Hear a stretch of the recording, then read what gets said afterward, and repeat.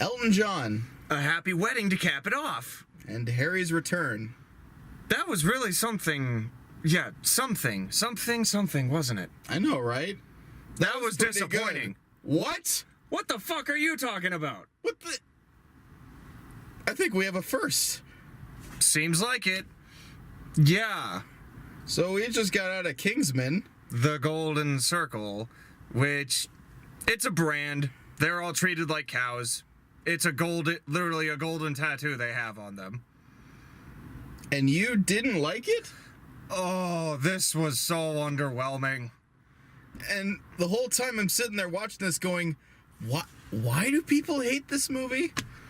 Well, okay, I preemptively told him that I peeked on Rotten Tomatoes and saw it had like a 57%, like... Which is something I wish people wouldn't do. At least not to the extent of, oh, well, Rotten Tomatoes says it's not good, and their word is the word of God. You know, Rotten Tomatoes is nice to get a very general consensus of what, other people may think, but if you're interested in a movie, go see it and form your own opinion, because if I would have... Luckily, something I did not abide by the site, which is something I have done in the past, but I have had my own opinions grown in recent years, very luckily. Thank God I like Fear and Loathing in Las Vegas, fuck you critics. But, okay, I opened up Rotten Tomatoes one day, and the fucking rating for it popped up, and I'm like, oh, geez, no! Click. But I couldn't help on seeing it. I still gave this movie a chance. I still tried my damnedest to give it a fair shot, give it a fair go, and okay. By all means, this is not horrible in the slightest. It's still good. It's still good action. It's still likable. It's still likable British gentlemen doing what they can. But for me, there were an abundance of problems. I won't pretend this movie's perfect. I won't even pretend it's a sequel that's better than the original, but compare this to like John Wick Part 2, which was also a sequel to a surprisingly well-acclaimed action movie. I honestly think this is the better sequel by comparison, and I didn't have I had a lot of problems with John Wick 2, but I thought it was overall pretty fine for a sequel, for a follow-up. This one, for me, is even more serviceable. I really enjoyed myself from this movie. The action, the characters, and the comedy of all things. Like, wow. Comedy snob. Never forget. If this movie can actually get me to laugh, it's doing something right. What specific parts made you laugh like the most? There's one thing that we absolutely disagree on comedy-wise, and it's something we mentioned earlier. Yes, Elton John. He's in this, not just like not an impersonator, the actual Sir Elton John. The villain of this movie kidnapped Elton John and is forcing him to play personal songs for her in her own little theater. In her own theater in her remote whatever location in Cambodia. Well, you could basically just call it the jungle and take out whatever country name, and it'll be the exact same. And I was laughing my ass off the whole time. I would have laughed my ass off if they had a little bit like different. If they had more material with more punch to it. Yeah, the idea of Elton John being forced to be someone else's singing slave, the idea of that is funny. But the execution that they have with this, all they have him respond to anything with is fuck you, fuck off, you fucking bitch, you fuck this, fuck. See, and for me, it's okay, first, I don't think they overuse it as much as you say they do. Okay, but that's just the way it felt. Okay, but I like that because it just seems pretty realistic. Like he's got a shock collar for Christ's sake. He's pissed being forced to sing songs. It's funny for me. I really like that part of it, and they do use him for other things in the movie too. He plays into some of the action bits bits too. One of the long action bits at the end. Yeah. Now, there is one thing that I hate in this movie that we both thoroughly agree on. The villain. The villain is terrible. She is basically this white trash sweetheart who... Not necessarily even white trash, just like crazy white woman who... They literally call her psychotic in the end. Her shtick is that she's her shtick is that she's so nonchalant about everything that she does. But if you're nonchalant about everything you do, then what makes you interesting? Yeah. Nothing. And her tone and her mannerisms just make her so infuriatingly annoying to watch and listen to. A weird combination of annoying and dull. Yeah. Because she has no set character to her besides basically a less interesting version of... I'm not 100% sure about the first name of the villain from the last one. Plus... Valentine from the last movie, Sam Jackson. She's an idiot. She is a fucking stupid villain. Regardless of her mannerisms and her acting and everything, she is one of the dumbest fucking villains ever. The opening scene of this movie is basically or at least, or not the opening scene, but her introduction is her doing the classic, I got a new guy here and I want you to kill him. How do you expect to grow your numbers if you keep forcing them to kill each other? Loyalty, I guess, but then loyalty doesn't breed people. Loyalty doesn't pay off if you're just gonna be like, oh yeah, you kill this person. It's like, why would... She kills the guy who kills the other guy for being with Elton John or some shit like that. Yeah. And plus, too, okay, her plan in this movie makes no fucking sense because... she's a drug dealer. She's possibly the most successful drug dealer ever in the history of mankind. She says that she's created one of the world's largest drug cartels, period. Yep. So what she did was she diseased her drugs, which apparently make their way across... the entire globe. The entire world, because everyone who ever takes drugs at any point, at any time in their lives, apparently got a hold of them and got this disease. That doesn't make... Everyone everywhere got high at once. It's like 420 for the entire world. So that doesn't make much sense to me. I would imagine some people who take drugs don't necessarily come directly from her. And not everybody takes drugs. Even the people who actually do drugs, they are still a small percentage of people. And last, I don't know how the reason she's doing this is so she can basically ransom the world to the United States government and say that we want you to legalize all drugs and have us, be a complete clean sweep of our record, so we're not held accountable for any of this. What do you think this is going to do to your business? Because even if you legalize it, I don't think many people are ever going to want to take drugs ever again after you've tried to fucking poison them, you stupid bitch! She thinks this will create a massive booming business and everything, but no, it won't. Okay, you basically have destroyed drugs forever for people in this world now. God damn it. Well, thanks to the president. Yeah, this plan is so mixed because the president... I fucking hated this president also. This guy was... I think he's more of a playoff of, like, George Bush than he is, like, Donald Trump. No way, more... Well, for the idea of just, get rid of all drugs, that's directly Nixon. Because Nixon was the one that started the war on drugs. I was thinking more like the southern cowboyish mannerisms. Mm-hmm. That makes me think of Bush, but yeah, when he gets the ransom, what does he do? He's like, we'll play into her plans, and then we'll just let her kill everyone. We'll let everyone die. Ladies and gentlemen, I just won the war on drugs. Okay, even if he is like... even though he's only supposed to be concerned with the U.S., apparently the entire world is dealing with this problem. Wouldn't the leaders of those other nations try to talk to him and reason? The UN should be involved in this, but they're not. Apparently, no. The president rules the whole entire world.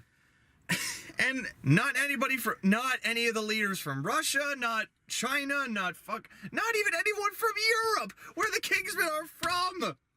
Right. So granted, I could say this though. In the first Kingsman, they kind of killed off the leaders of the world. Well, that sort of showed So maybe there aren't many leaders left to rule these places. And maybe it all just kind of falls on the president because he's the only one who didn't die in that. I don't know. That's me speculating. But even then, even if he lets this happen, do you really think you can continue your presidency after that thing happens? President fails to save millions, yet still keeps office. You think that's going to go over well? No one's going to be happy with you, and you're probably going to be impeached, which is exactly what happens to him at the end of this movie anyway, even though they save it. Spoilers, I mean, that's not even that big of a thing. Ugh. That's my biggest gripe with this movie, is that villain, and her plan, all the idiocy surrounding that. But besides that, the majority of this movie is still very entertaining. I still like all the other characters involved, like the Kingsman, the newly introduced statesman. You got Channing Tatum as Tequila. You got what was the other guy? I don't remember like his actor's name, but he was Agent Whiskey. There was Agent Whiskey. There was Jeff Bridges, the dude as what? Champagne. Yeah, Champ. How's it going, Champ? Yeah. So I liked them, and of course the action is fantastic. It's very enjoyable. It's very stylistic. It's very far more upbeat and not as like grimly graphic. Yeah, as and others. Fun. That's the key of this movie, is that it's just really fun. Not like most other action movies that try their damnedest to be so stoic and gritty.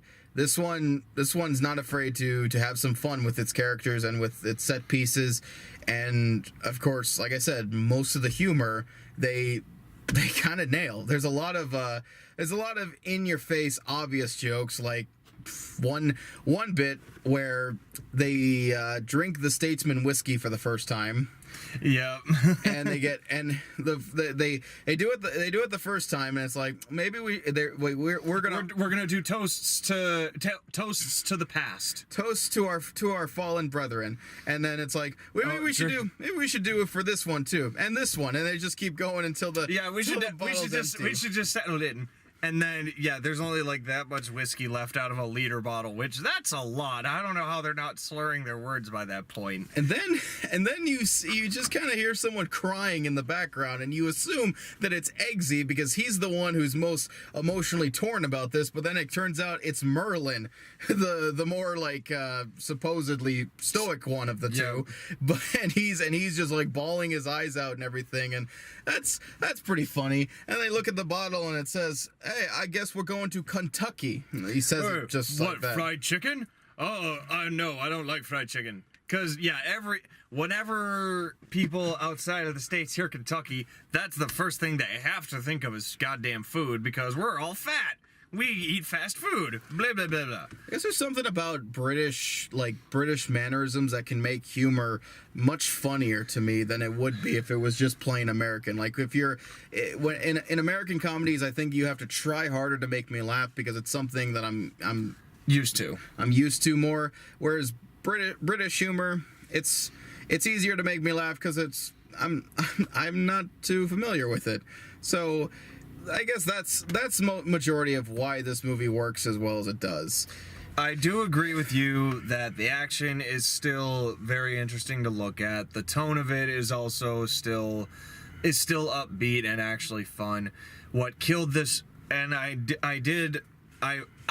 always loved the character of Eggsy. I loved Harry, Merlin, but what killed it for me was the story. This felt so dull. It felt so like there were elements of it that were both predictable but also still annoying because they didn't play into what they thought would be like predicted. It's sort of like the script had its own mind and tried to play with the audience. I find it mostly dull because with a sequel, one of the main well, for me at least, one of the main goals is for you to continue the story. For this, it just feels like a retread of the first. It just feels like a retread of the first one story wise. It still has the eccentric villain who's trying to get a mass, like either toxin or mass virus to affect millions, and how the Kingsman can swoop in and save it at the end. That's only really the major like retread of the first one. Is that villainous premise? And I already said it's worse than how they do it in the first one anyway. But the majority of the other movie, they try to do new things with it. They try to do. Oh, you're saying the first one, right? Or this one? This one tried doing new things. I think they tried doing new things with their characters. They didn't try to just have them stuck in the same situations as before and you know, handling it the same ways. The only way that I felt that was different was with Harry and seeing ways to try and get his memory back.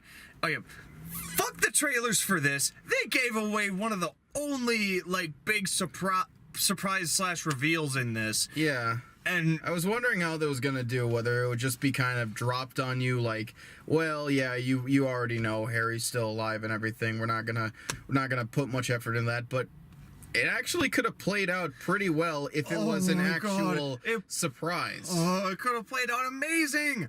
And the explanation is not as contrived as you would think. Like for me, I would have thought, oh, let me guess, his glasses was bulletproof or something, and I don't know. But the way it all plays out, it's believable in this world.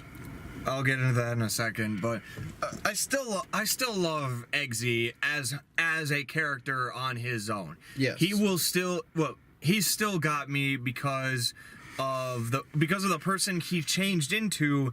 And how he completely turned his life around in the first one. With this one, he is still trying to continue to better himself and to be able to take on the responsibilities of having a girlfriend who happens to be the Swedish fucking princess that he rescued in the first one. Yeah, that character that you knew for all of 5 minutes in, and also you only knew for her very sweet ass at the end of the first one. Yeah, she's the main love interest, and we spend a good chunk of time with her, even though we didn't get to know her at all in the last one, and they don't even get us to know her that well in this one either. But yet it's still a main factor. And yeah, some of the other, they managed to work in stereotypical like rom-com stuff into a spy action movie, which they were able to, that stuff has been done with other spy movies, but at least with that it wasn't a completely like thrown to the side idea. And the big connection, yeah, she's about to die in the end of it and he has to save her. Yay. Fuck, what else? I'm only laughing now because it's like, is this what you feel every single time we do one of these? No. Yeah. Yeah, this is also completely shocking to both of us because usually it's role reversal. I see me in you right now. I see me in you right now too. Yeah. No, what else? Oh yeah, what did I tell you before? See, with my hopes of the story being continued into finding out that it's just a retread, as soon as the halfway mark like hits this movie and you can see how everything is going to play out, it makes me feel less invested into what is happening with the heroes because you know what's going to happen. They're going to save the world. That also makes me feel a little bit more down because when you see the first one and you see the character of Eggsy and his progression, him saving the world meant something in the first one again, based on his character, because this was the first big thing that he had ever done, that he had accomplished. This street hood rat who gets in trouble, he has saved the entire world. He has provided. He is a savior. He realizes his full potential as a hero. In this one, they just save the world and he gets married. It's like the fucking ending of, God damn it, I can't even come up with an example. There are too many of them. And I really did want to like this. I really did. But Oh, that sounds familiar. But there were parts of it that I liked. Oh, and also with the explanation of Harry living, yeah, it was okay. But the addition of more science fiction stuff and more like gadgetry and upping the technology, this felt like a sci-fi movie. Like the last one, you actually did have the idea that this was a direct spy movie with a bit of an edge in how it updated like specific stuff about weapons and henchmen, because the girl with the slicing legs in the first one, there was a partial believability and sense of disbelief with the amount of gadgets and weapons they had in that. With this one, there are fucking CGI robot dogs who are at Poppy's compound. Yeah, it turns into Wolfenstein: The New Order for a little bit. Pretty much. And even though it is a good explanation, the fucking stuff that they have to... Okay, so the Statesmen, they have this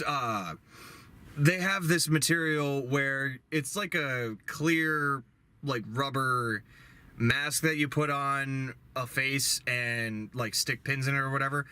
It apparently has genetic material to completely close up and heal fucking bullet wounds to the fucking head. How the hell are none of your statesmen dead? Unless you just let them die of old age and don't let your science have them live forever. More than one way to die than being shot in the head. I know, but if they have the ability to cure headshot wounds, shouldn't they have the ability to cure any other wound or disease that any of their men would have? Nah. That doesn't like bode any nonsensical logic to you. Not really. I mean, it's different. What kills you in certain different aspects isn't all tied back to, oh well, let's just plug up the hole. But being that they have the technology to repair and even rejuvenate some of the most primitive tissue in the human body, then shouldn't that lead to the ability to take care of less primitive structures? I don't know. It really didn't bother me that much. That bothered me a little bit, but the good things in this are good. I just felt really underwhelming, considering I love the first Kingsman. It was such a surprise for me, especially considering that that Matthew Vaughn's previous solo work, X-Men First Class, doesn't count, even though you hate that movie. I hated Kick-Ass, mainly because of the misguided attempt at the main character in that movie, as well as the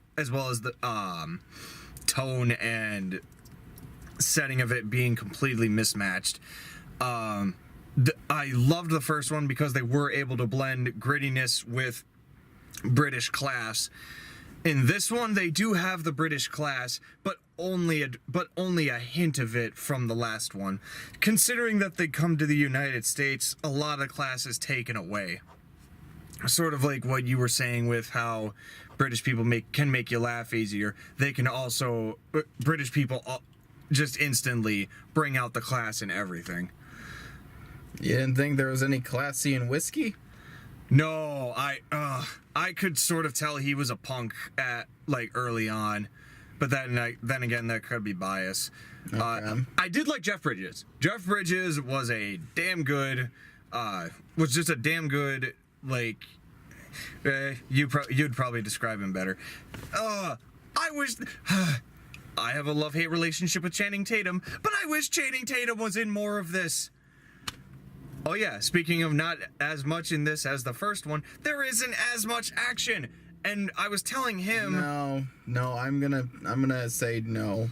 There's as much action in this as there was in the first one. Not even close. I don't know where you must have a very loose definition of action then if you're gonna say that the first one had more than this one. Oh, it absolutely had more than this one. No. Considering there were only 3 main action scenes, or 4 at the most. If you're gonna compare this to the other one, but also they have a gigantic gap of time where it doesn't seem like anything is like progressing or adding up, and you need an action scene in it. I thought the action with that philosophy. I thought the action pacing was very poor. Like, it starts, like, the first scene is the trailer money shots where it's the opening car chase with Eggsy jumping off of a door and jumping back onto the car, which I did like that scene because it was good action, but also because they had Prince in it. Yes! But yeah, that scene happens, and then missiles happen, and then for somewhere around an hour, like, nothing is progressed at all. I don't think it was an hour, but it's okay. I want my action. I want to be entertained. You got plenty of action in this movie. Too little, too late. You fucking millennial. 2 seconds go by. There's no penis joke on screen. This is the worst movie ever. Oh yeah, because I really love my penis jokes in movies. Damn right you do. Your favorite movie last year was Sausage Party. Hey, that was tongue in cheek. How many sausage jokes they had in that, literally. Well, I don't know. I mean, really, this movie is not perfect. It's not better than the original. I won't say that. But then again, I don't think the original's greatest action movie ever made, The Existence of Time and Space and all that jazz. I just thought it was a surprisingly well done breath of fresh air for the genre, especially me, who I think most action movies nowadays have grown stale. So in this case, this is another breath of fresh air, because it's been a while since I've seen a decent action movie that has fun with itself and doesn't try to take itself seriously. But also granted, there's a lot of movies that don't take themselves seriously and they fail miserably because their comedy is usually tongue in cheek, abysmal. This is one where the humor doesn't ruin the action, doesn't get in the way of the fun, doesn't take away anything of it because it's actually done well. So I'd say if you liked the first one, you're probably going to like this one. I don't see any reason why you should hate it. Maybe, like I said, you probably might be a little disappointed that if you're expecting this like him to be the same thing but more, you're probably going to be disappointed. It's not the same thing but more. It's more just different. And I am disappointed, but this is far from like being a hateful movie. It still has the same likable characters. It still has ounces or doses of the charm in it. But for me, since the first one was such a breath of fresh air in showing how comedy, class, grit, and action can all be wrapped into one neat little package, it just felt like a disappointment how they didn't take any actual like big risks with the story. Yeah, so leading to me being a little bit bored and a little bit annoyed at some of the predictability. But for what it was, it was okay. Disappointing, but okay. Okay. And not much else I can say to that. I'd rather fucking watch this than fucking Jumanji. Me. I saw that trailer for the first time tonight. Which I still swear is not his first time seeing it. It is. I know it is. And oh my god. Kill me. That does look bad.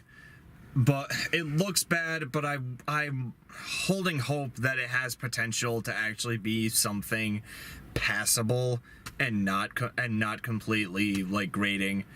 It's obvious the character archetypes that they chose for it, the actors that they chose for it, and I'd imagine too that all the edge of the we were talking about this before that Jumanji the 90s Jumanji with Robin Williams. It was a kids movie, but it was one of those kids movies that actually had an edge to it.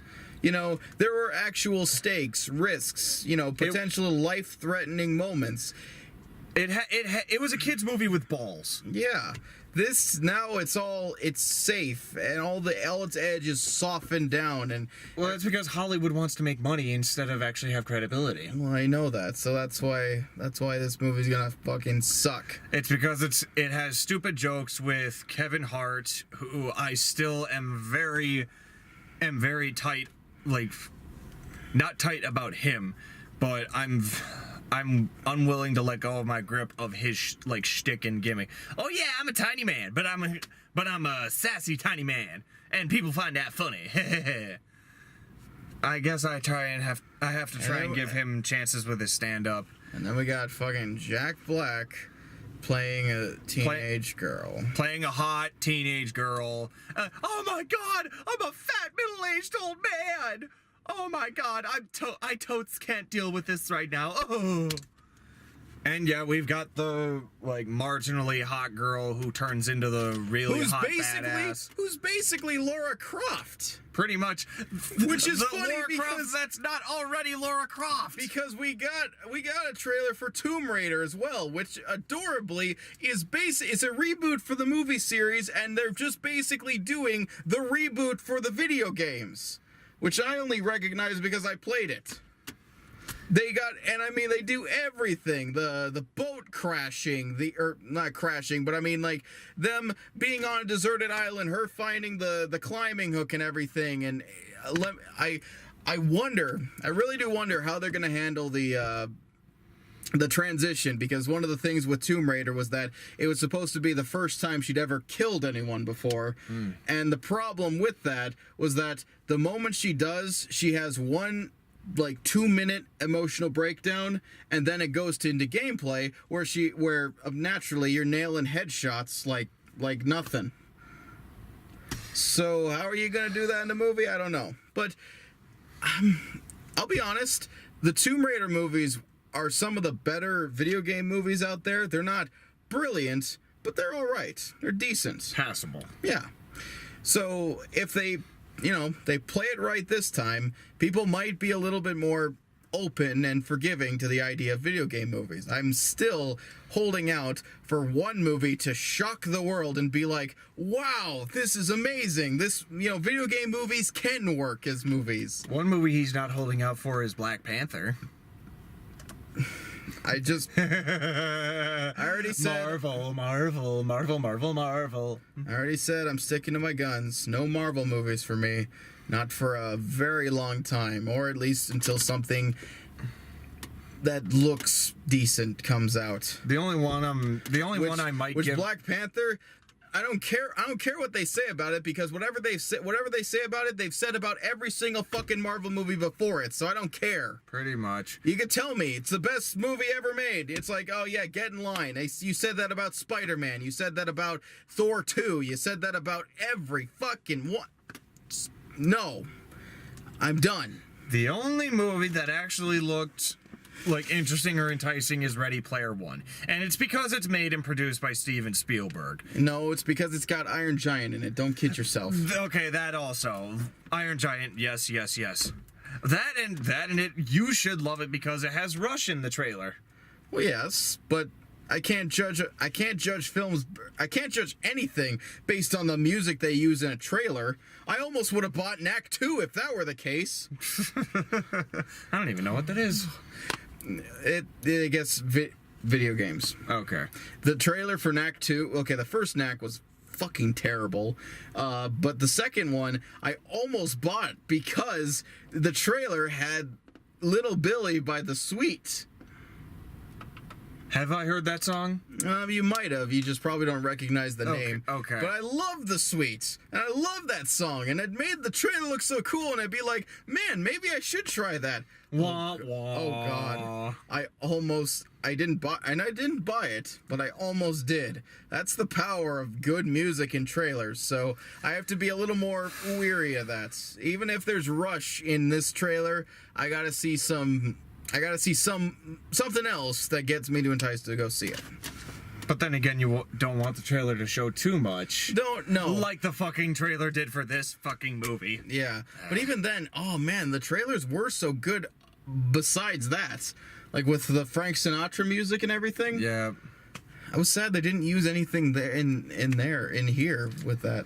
Well, they had Prince, Elton John. They had a lot of good. This movie had a pretty good soundtrack. Yeah, it did. Obviously not as good as Baby Driver, but that's a hell no. That's a tough act to follow. So, oh yeah. Yeah. Well, next one, odds are, will be the new Blade Runner. Yes. And that's the only hype movie for us this entire year. Baby Driver, maybe. Yep. Well, that felt good. Fucking pig. Aren't you a gentleman? Hell no, I'm from the U.S.